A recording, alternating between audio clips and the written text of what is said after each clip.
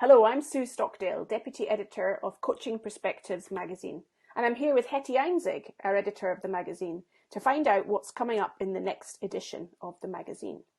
So Hetty, I understand that it's around ethics, values and reflective practice, the theme for the next issue. Why are these things important for coaching professionals to think about? Hi, Sue.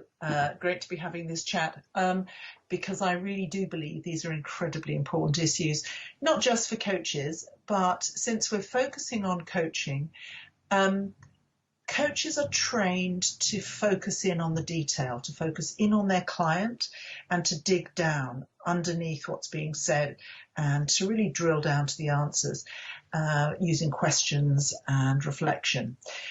We often don't, many of us don't take the time to open up and look at the wider context. And so particularly important for coaches working, as we mostly do, within either public sector or business or large global corporates or within teams and so on. There's always a system. And the moment there's a system, well, indeed, when there's individuals, there's issues around, are we making the right choices?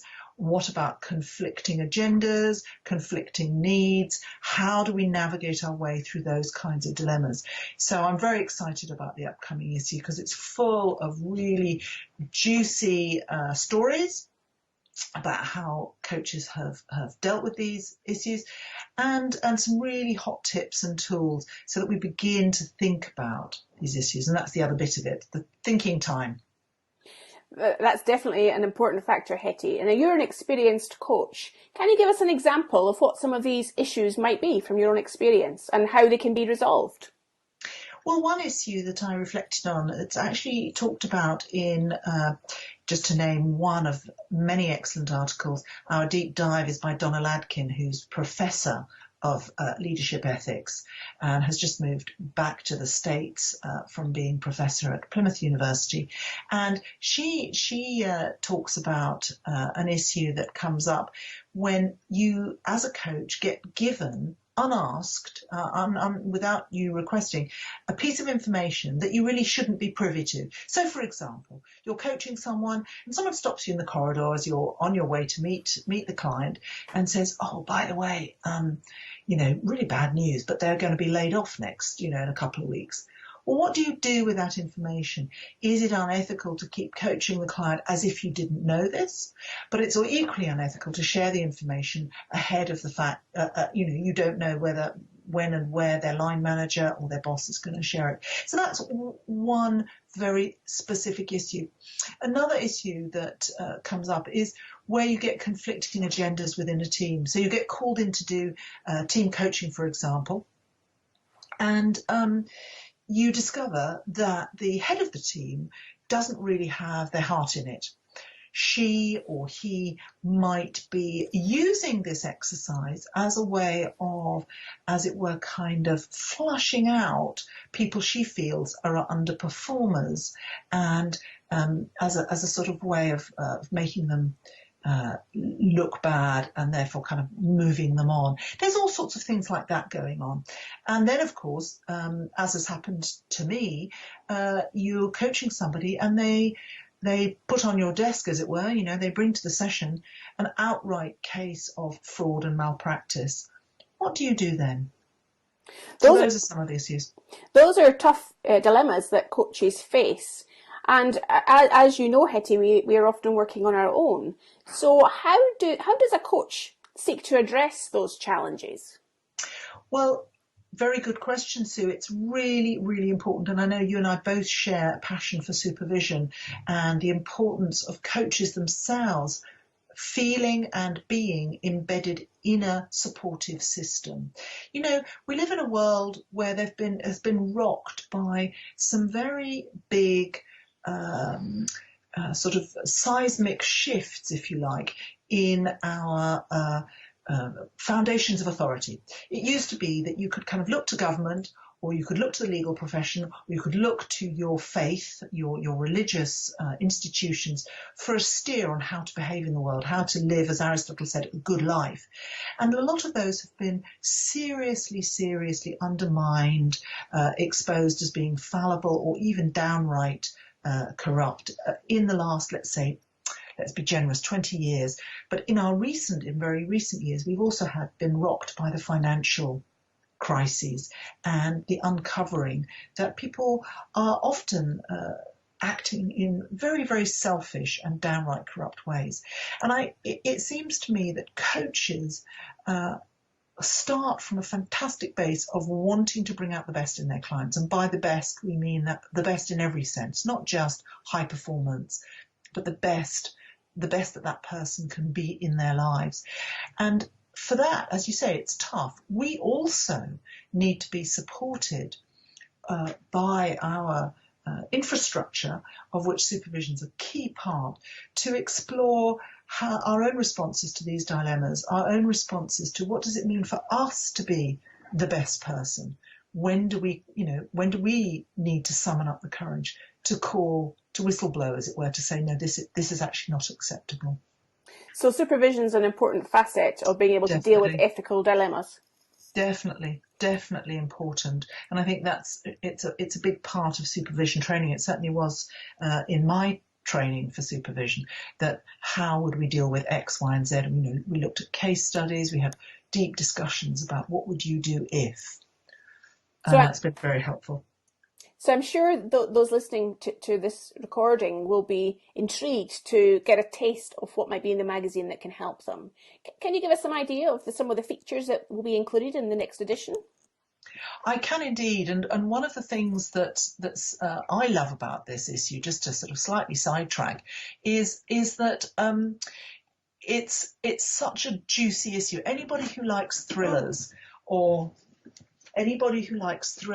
detective stories will really find lots to entertain them here, because it's the kind of stuff that comes up. You have to work your way through and look at, finding your own answers to some of these things. I am just looking for the contents list. So, as I said, we've got a fantastic piece by Donna Ladkin. We've got a wonderful little history of how our ethical models, if you like, came about, from Ioana Iordanu, who's written a terrific book about values in coaching. We've got a piece by Kath Bishop, Olympic sportsman in rowing, Olympian, I think more than once, but you'd be the best person to correct me on that, Sue, about ethics and values in sport. Another piece by Roger Steer, who talks specifically about business. And then we've got a couple of pieces by coaches and supervisors themselves, in the form of journey, in the form of dialogue, in the form of reflection, about, how do we, what's the underpinnings of the codes of ethics? Because it isn't just a question of ticking the boxes and following the rules, or following the rules and ticking the boxes. It's also about time to reflect. And then a terrific interview by yourself with Maya Hu Chan around global leadership. And I think that looks at the global dimension of and bringing ethics into the leadership field. Clive Steeper has gathered together another terrific roster of coaches who talk about mostly about reflection and the need to not just, as I'm saying, follow the rules, but reflect themselves. So you've got people like Neil Scotton and Abudi Shabi and others talking there. And a lovely piece from one of our board members, Jeff Abbott from Australia, looking at existential philosophy and how that has contributed to it. So, I could go on. There's some tremendous pieces in there. A piece from France, a piece from Malaysia about conscious leadership, and and the first of a new column around team coaching and what are some of the dilemmas that we face in team coaching by Declan Woods.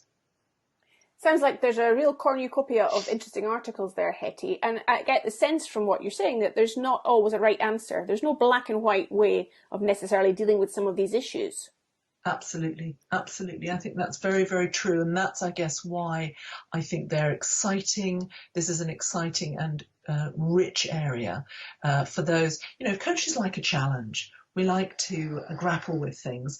And I think that ethics and values are a real juicy area to grapple with and bring our own capacity to reflect. Brilliant. I look forward to reading it. Thanks for your time, Hetty. You're welcome. Take care. Thank you.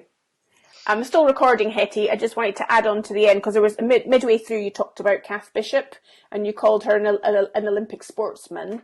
So I'm just wondering if you could just re-record that bit just to give that heads up about Kath Bishop and call her an Olympic athlete or something like that. I'll call her an Olympic athlete. That was a terrible, terrible mistake. Thank you for picking that one up. And is she more than once Olympian? She's competed in about 3 Olympics, but I think just if you just say an Olympic athlete, or Olympic rower to be Olympic specific, rower. Olympic rower. So if I then, do you want to paste that in? Yeah, I will do. I'll ask you the question again, and then you just say about the Kath Bishop bit, and then he'll be able to edit that into the right piece. Okay. So what is upcoming in the magazine, Hetty?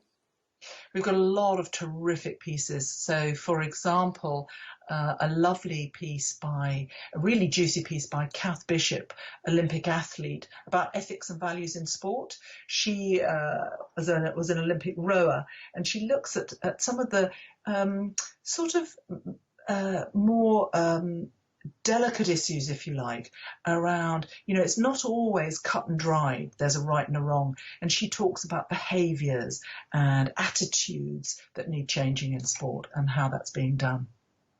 Brilliant. Thanks. That's great, Hetty. I'll stop.